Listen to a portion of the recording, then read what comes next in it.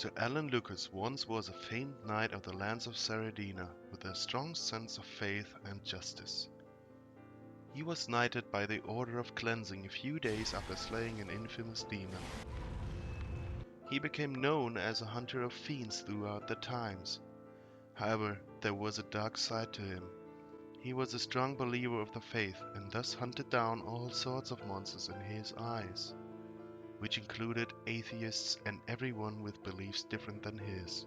Even members of the Order were not safe from his wrath if he suspected them of deviating from doctrine.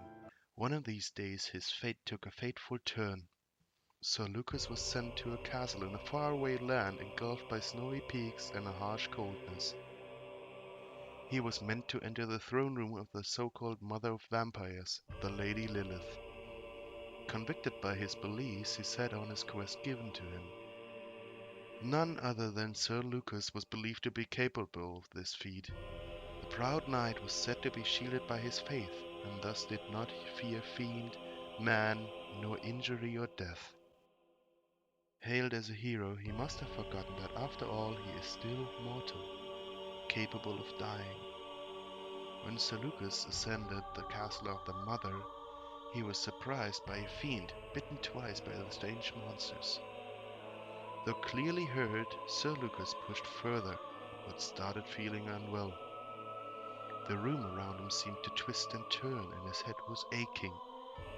He made his way towards the throne room, hell-bent on killing Lady Lilith. Kneel afore us. But as he stood before her, he could not move. He could not proceed with his mission.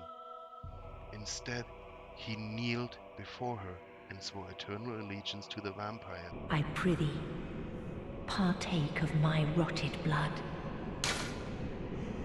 Very well.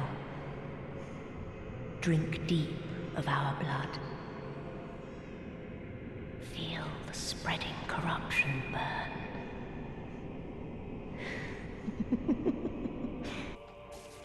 The bites by the monsters had corrupted his blood and his mind, and he himself was turned into a fiend.